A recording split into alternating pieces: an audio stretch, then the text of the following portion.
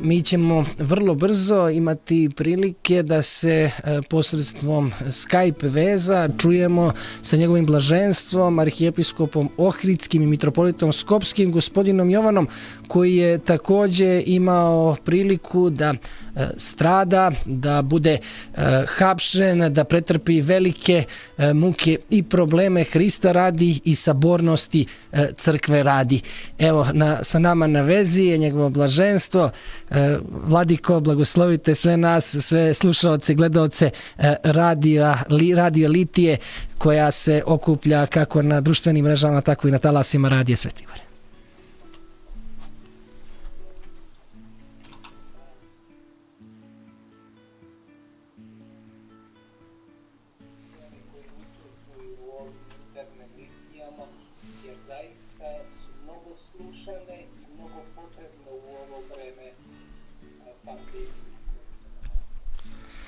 Hvala preosvećeni Vladiko, evo vi ste nedavno gostovali na talasima Radija Svetigora, podijelili ste sa nama neke važne momente kako se naša crkva u Makedoniji, naš vjerni narod suočava sa pandemijom.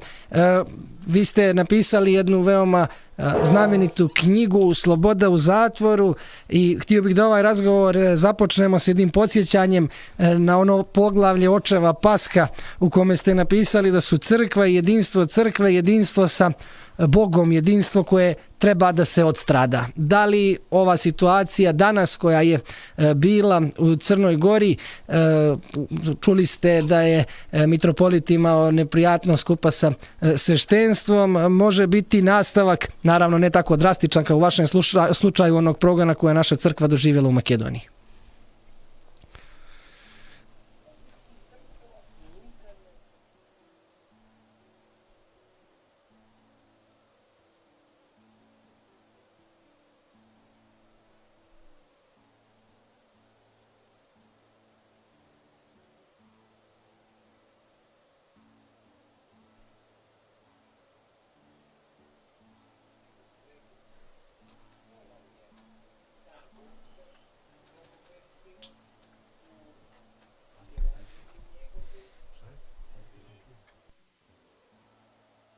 I 21 veka, u stvari to nam svedoči.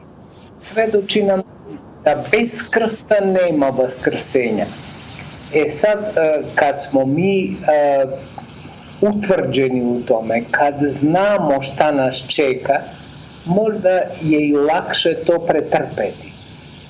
Jer drugačije je sada to trpeti posle toliko vekova iskustva crkve, nego naravno u prvim vekovima kad nije bilo ovakvog iskustva, ali potrebni su iskustva i tih prvih vekova za nas sada, ovde u ovim vremenima, da vidimo kako, odnosno da osetimo kako su živeli ljudi u tim prvim vekovima, kad im je životno važno bilo koju veru ispovedaju, kako je ispovedaju i na koji način to svedoče u svetu i u veku u kojem žive.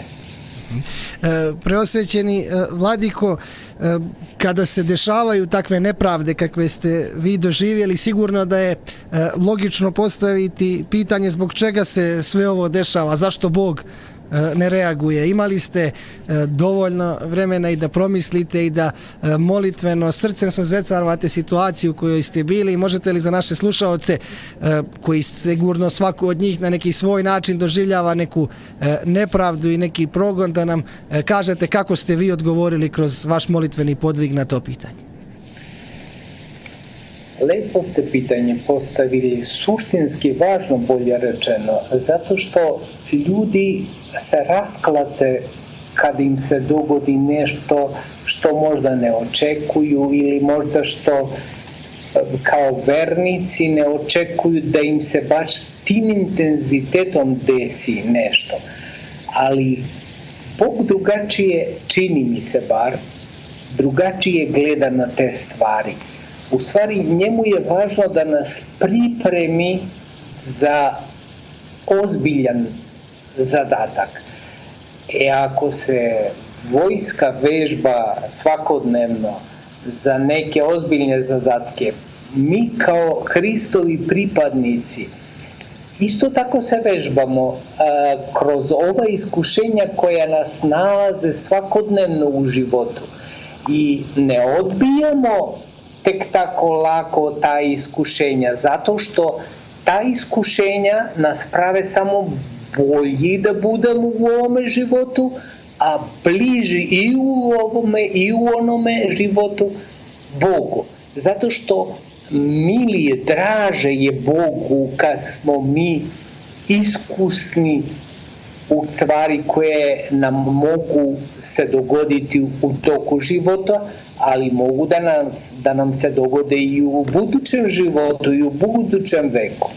Zato je vrlo važno imati uvek odgovor na ovo pitanje, da je potrebno, da nije strašno, ajde da tako kažem, pretrpeti neko čak i veće iskušenje u životu. I to davno čak i necrkveni ljudi su se setili i kažu ništa šta ne može da me ubije, ne može me napraviti mlakim, nego sve to nas pravi da smo još čvršći i još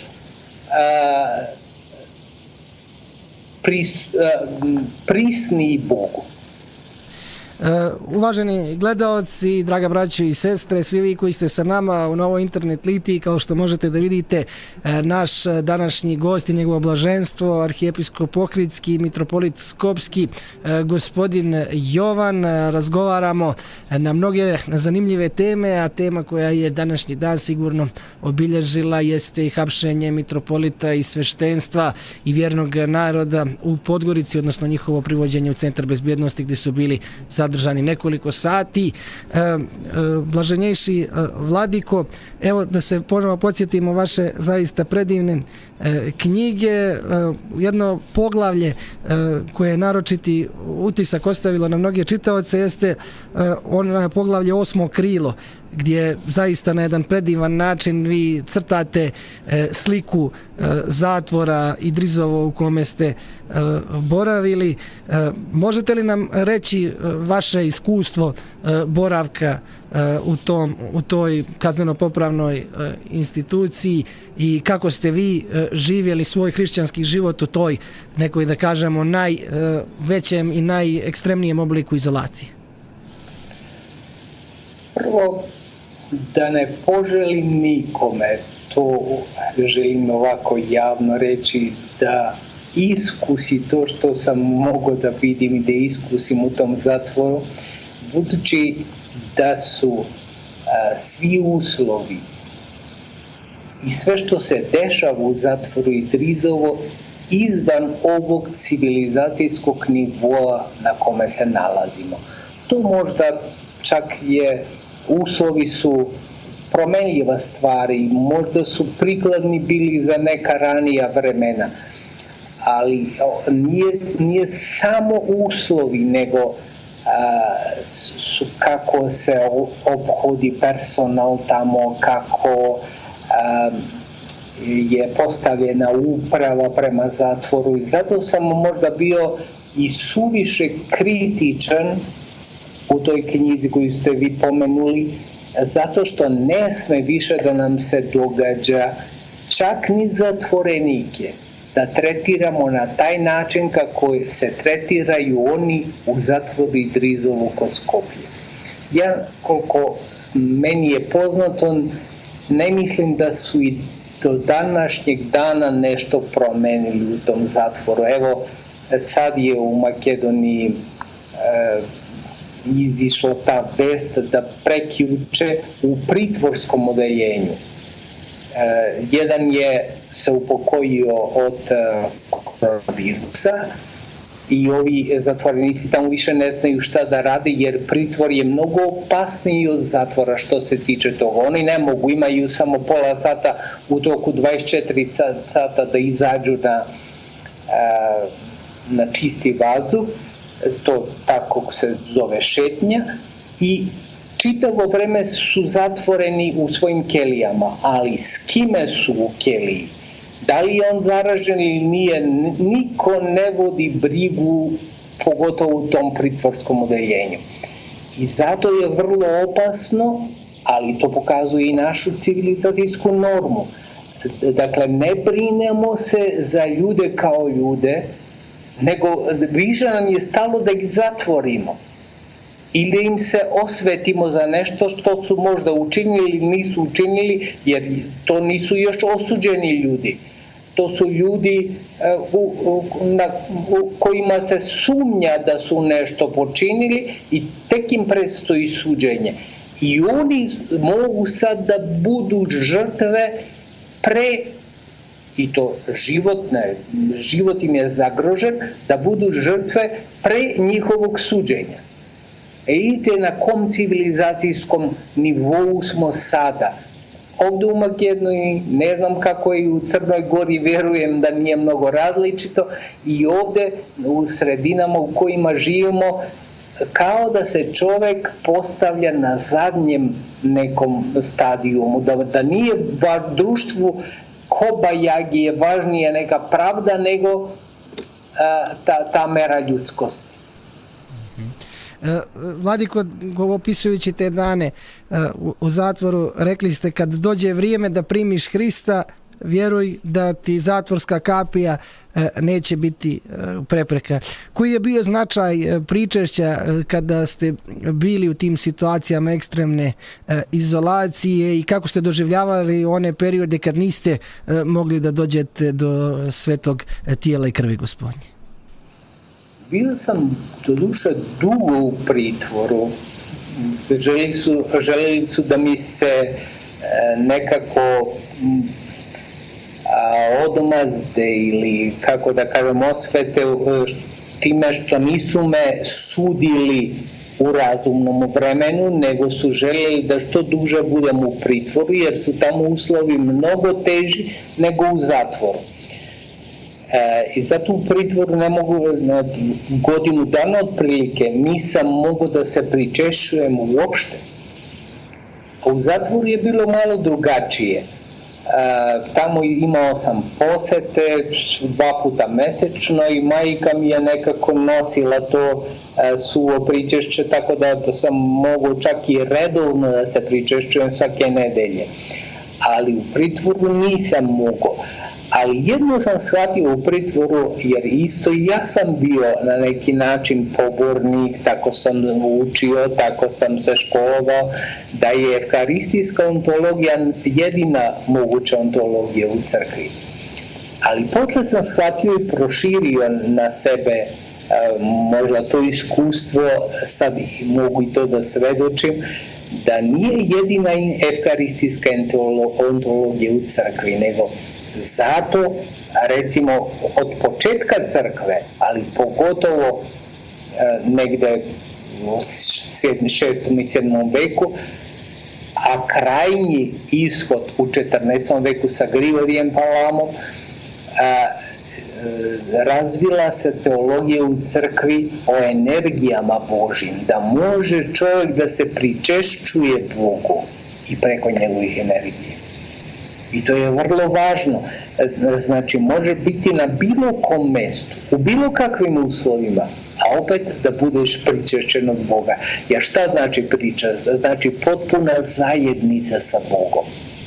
Ali tu zajednicu mi se samo ljudi saglašavamo, a nismo oni koji pripremaju tu zajednicu ili potvrđuju tu zajednicu, nego to Bog čini, a Bog može da čini na način na koji je njemu ugodno. Normalno da mu je ugodno da se pričešćujemo telo i krvlju njegovom, ali u nemogućnosti nije nam zatvorio vrata da uopšte ne možemo da zajedničarimo s Bogom, nego u nemogućnosti da se pričešćuju telom i krvlju Hristovom, mi možemo da se pričešćujemo njegovim energijama koji su svugda prisutne. Nema mesta u stvorenom svetu gde nema njegovih energija. i pričešćuju se njegovim energijama, mi se pričešćujemo samim Bogom, jer postajemo ulazimo u zajednicu sa njim i ta zajednica je više savršena zajednica. Ako uspemo da se pričestimo, naravno, sa energijama njegovim. To je vrlo važno, čini mi se, što sam nekako apsolvirao kroz ovih teških trenutaka. Jer drugačije čovjek postaje malodušan ako ne može. Recimo, nije malo godina dana za čovjeka koji se pričešćivao redovno, da ne može da se pričesti telom i krviju. Ali, hvala Bogu što me je Bog nekako uputio na to da ima izlaza, da ima načina, da pričešćivanje njegovim energijama je ravnoznačno sa pričešćivanjem sa telu i krviju Hristovom. Nije manje značajno i nije manje efikasno na kraju krajeva. Vladiko, a kako Vladiko da kao hrišćani učinimo da nam te njegove energije budu pričasne? Molitva, Isusova molitva i sihastičko predanje bio je odgovor svetog Grigorija Palame i Svete Gore u srednjem vijeku. Da li hrišćani 21. vijeka imaju isti taj odgovor ili se njima otvaraju i neke dodatne, da kažemo, mogućnosti? Čini mi se još od ranije, još je pre Grigorija Palame, Isusova molitva dobra na neki način i jeste svakako odgovor na ovo pitanje koje ste vi začeli. Ali najviše od svega toga je ono iz molitve Oče naš kad kažemo da bude volja tvoja. Čovjek koji je spreman da se podari Bogu, odnosno da ispuni volju Božju, da sve njegovo bude Božije, on lako učestvuje u energijama Božjim i prvo zato što Bog to inicira kod nas, ne možemo sami da iniciramo, da kažemo da ne pripadamo sebi, nego pripadamo Bogu. To inicira, a naše je samo da se saglasimo na to, ali kad se već saglasimo i kad to potvrdimo Bogu, onda Bog dejstvuje kroz nas i preko nas. I on nas uči dalje. Od njegove energije su svakodnevno, svakog trenutka u nama i kroz nama. I one, zašto kaže Gospod u teškim trenucima, dakle kad budemo izvedeni pred upravnicima ovoga sveta, nemojte da mislite šta ćete odgovorati, jer Gospod će odgovarati preko vas. To znači da energije Božje će odgovarati preko nas. Nikako drugačije ne može se to shvatiti. Gospod koji živi u nas ako mu damo prostor, a dajemo mu prostor ako kažemo da bude volja tvoja. Jedino što mu treba, ne treba mu da mu platimo, ne treba mu da mu kupimo sveće, ne treba nešto, i to je lepo. Ali nije Bogu neophodno to. A neophodno mu je da uđe, da bude u zajednici sa nama, da bude volja njegova. Ako bude volja njegova, mi smo u zajednici sa njim i to se ne može promeniti. Vaše blaženstvo, mi smo pozvali naše gledalce, naše slušalce da postavljaju pitanja. Naravno, poziv uvijek stoji da podijelite ovu objavu na svojim profilima kako bi što više ljudi moglo da je vidi i da je čuje. Sada nam je već pristiglo nekoliko pitanja, pa bih vas zamolio da dajemo što konciznije odgovore kako bi mogli da izađemo u susret što više naših gledalaca. Lidija Vušović kaže da je ona iz Crne Gore, ali da je epidemija zatekla u Skoplju i da je ostala tamo u toku cijelog trajanja ove krize. Na pretprošloj liti otac Predrag je uputio na vas i ona je tražila kontakt, pa se interesuje da li postoje bogosluženje i da li bi mogla da se javi nekom od sveštenstva Pravoslavne Ohridske arhiepiskopije.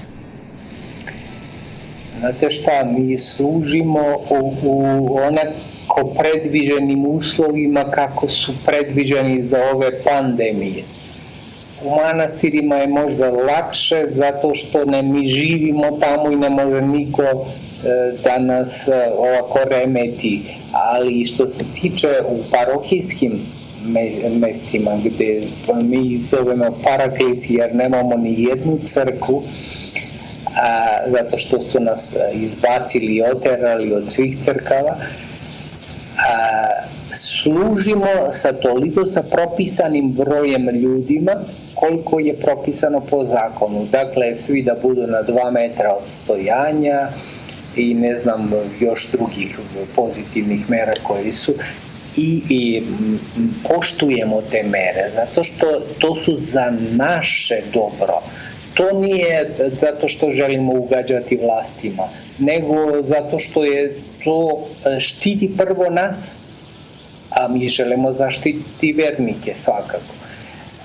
Sad neka se ona javi na telefon ili statični ili koji ima već u crkvenom kalendaru i odgovorit ćemo gde može, gde se nalazi i gde je najbliže bogoslužbeno mesto.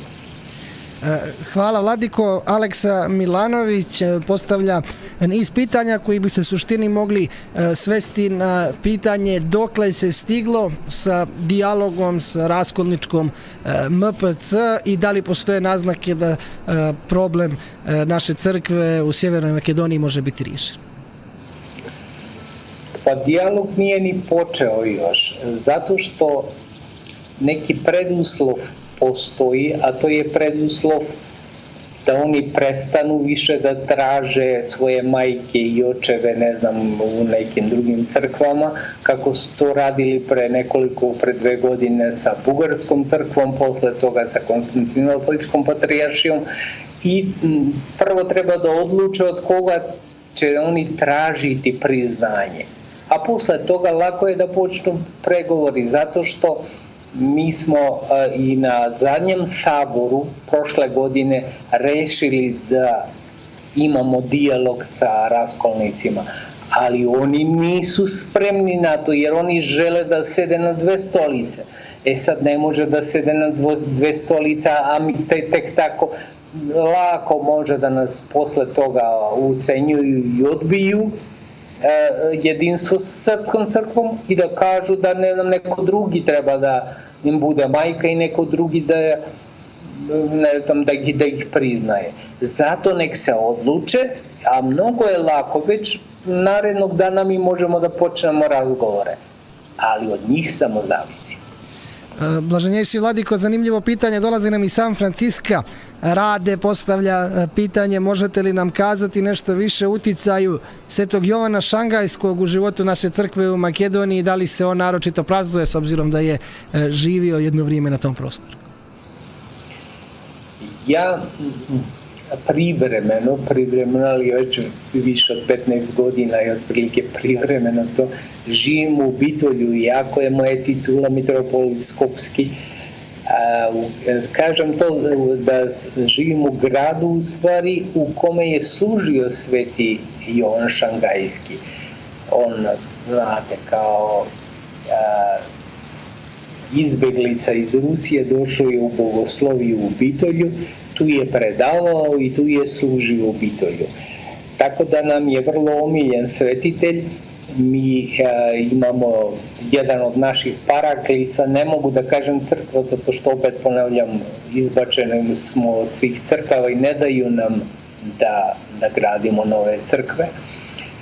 Jedan od paraklica je posvećen Svetom Jovanu Šangajskom, slavimo njegovo ime, radujemo se na zajednicu sa njim i to je ono što bi mogao da kažem sad. Vladiko, žao mi je što ne možemo da vam prenesemo koliko je pristiglo različitih pozdrava, čestitki, bodrenja vama da istrajete na svom putu. Ljudi vas u Crnoj Gori veoma cijene i poštuju. Nama polako istječe vrijeme predviđeno za ovaj razgovor, pa bismo vas zamolili da na osnovu vašeg iskustva kao čovjeka koji je zaista dao svoj život za jedinstvo i za sabornost crkve pošaljete jednu poruku narodu u Crnoj Gori i naravno našem sveštenstvu i mitropolitu. Pa Pa mislim, evo što ste i vi naglasili, jedinstvo je nasušna potreba crkve. Ne može postojati crkva bez jedinstva. Jer kad ljudi shvate samo da je jedan Bog i jedna je crkva, nema dva Boga i dve crkve, onda će shvatiti ovu nasušnu potrebu da svi doprinesemo da bude jedinstvo u crkvi. Zato što bez jedinstva crkva ne može svedočiti jedinstvu u telu Hristovom. I zato je vrlo značajno i ovo što se radi sad kroz litije u Crnoj Gori, ali i kroz ove internet litije sa kojima u ovim danima pandemije ste zamenili praktične litije. Vrlo je važno, sve je to radi jedinstva crkve. Ali ljudi koji su ne crkve i ne shvataju to može da shvataju samo politički aspekt, geopolitički ili neki drugi aspekt tog jedinstva crkve. Ali ako malo imaju neku crkvenu svest, shvatit će da ne postoji crkva bez jedinstva. I vrlo je značajno i važno što imamo jedinstvo u crkvi kakvo takvo, sa mnogo problemima, i to pokazuje da smo živi ljudi, da naglasimo i sada imamo mi problema nekih oko jedinstva u crkvi, ali polako kao jedna porodica, crkva je porodica, rešavat će iznutra te probleme. I naći će, to nisu prvi problemi u istoriji crkve, pa toliko dugačak život je crkveni 21 vek da je bilo možda i previše problema, ali svi su nalazili svoje rešenje. Zato što svi smo spremni, imamo prvo etos ovaj o kojem pričamo, da svi radimo na jedinstvu crkve, da nam je to najvažnije i najznačajnije. I jedino za tog jedinstva možemo stradati. I potrebno je stradati. I to je najvažnije, da imamo taj etos i gotovnost. Ako je potrebno, kažem, nije uvek potrebno da se strada u crkvi, ali ako je potrebno da ne odbegnemo od te čaše. Poslali ste poruku našim vjernicima kao neko ko se nalazio na udaru vlasti koje žele da naruše jedinstvo crkve. Možda ne bi bilo loše da pošaljemo odavde poruku i vlastima ukoliko, ne daj Bože, imaju na umu neke slične scenarije. Ja mislim da treba da se ima bar iskustvo, jer crkva je nepobediva. Prvo vlasti kada namišljaju nešto da čine sa crkvom, uvek da imaju predumisao ili predostrožnost prema tome da je crkva nepobediva. Ne zato što smo mi jaki, nismo najslabija bića u životu, ali zato što imamo Gospoda s naše strane. Imamo Hrista sa naše strane koji nikad nas neće ostaviti. U takvim trenucima treba bar 2 puta da razmisle, ako ne i više, vlasti kad napadaju crkvu, zato što prvo, crkva nikad kroz istoriju, a neće ni u naše dane, da radi nešto protiv svojih vernika. To je besmisleno. Ali vernici, ako su dobro upućeni, ako su evangelizirani dobro, oni znaju da je najvažnije jedinstvo i cena jedinstva ne treba postaviti ispod cene lojalnosti nekom režimu.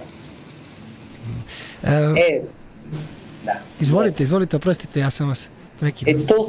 To sam u stvari hteo samo da kažem, da sila u crkvi dolazi od Gospoda. Nije to autohtona neka unutrašnja sila koja ti slabi ljudi imaju u sebi, nego to dolazi zato što smo u jedinstvu sa Bogom. I Bog deluje, odnosno Hristos deluje kroz nas i to je fascinantno u očima svakih vlasti. pogotovo oni koji prave neke geopolitičke diskurse u ovom životu. Blaženjejši Vladiko, puno vam hvala za vrijeme, hvala vam za ljubav, hvala vam što čuvate jedinstvo naše crkve u Makedoniji i što ne dozvoljavate da se prekine taj kontinuitet apostolskog služenja u našoj Makedoniji koju mi svi u Crnoj Gori naročito volimo i Makedonice koje naročito cijenimo. Da ste zdravi i živi, nek Bog blagoslovi vaš trud i na kraju da svi budemo pobednici kao što je Hristos pobedio na dan vaskrsenja smrt i postao gospodar života. Hvala još jednom, blaženjejši Vladiko. Uvaženi slušaoci, gledaoci, draga braćo i sestre, imali ste prilike da čujete, javio nam se iz Bitolja njegovo blaženstvo, arhijepiskop Ohridski, mitropolit Skopski, gospodin Jovan prenio nam je blagoslove i ljubav, ukrepljenju ovim danima. Današnji dan zaista je bio neugodan za čitavu crkvu. Vraćamo se upravo tim temama